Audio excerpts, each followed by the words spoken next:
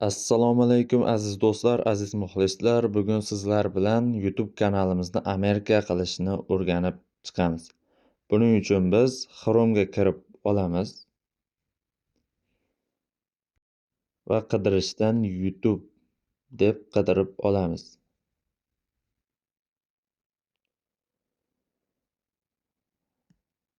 Shunga kirib olamiz.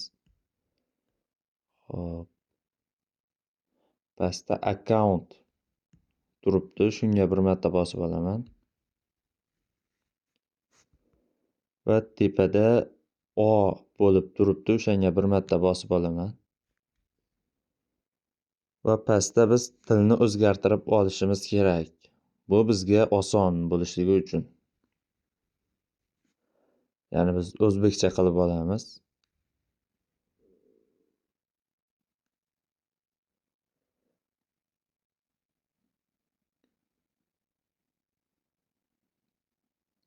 Mana bo'ldi.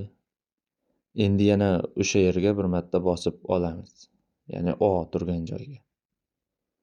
Va to'rtinchida turgan YouTube Studioga kirib olamiz.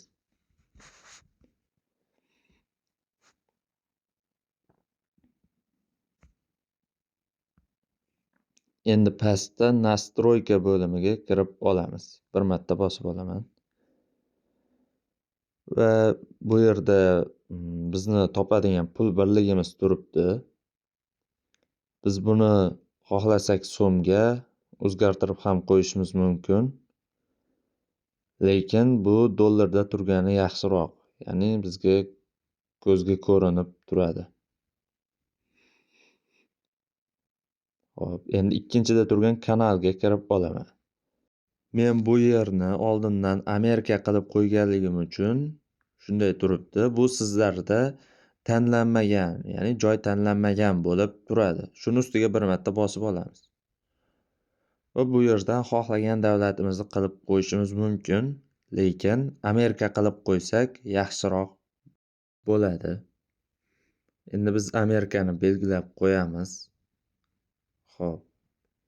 Ikkinchida turgan kengaytirilgan sozlamalarga kirib, biz pastdagi videolarimiz faqat kattalar uchunni belgilab qo'yishimiz kerak. Men bu narsalarni oldindan qilib qo'yganligim uchun pastda saqlash chiqmayapti.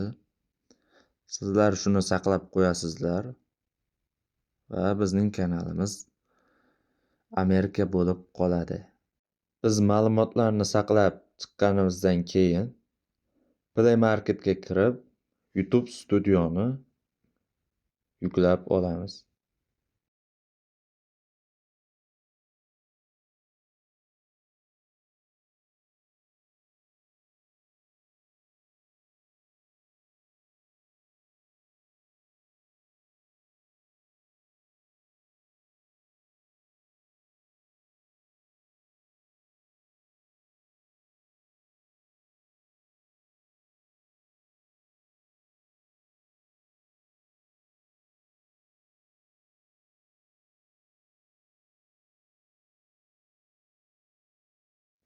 Endi do'stlar, mana bu pastdagi dollarchani ustiga bir marta bosib olaman.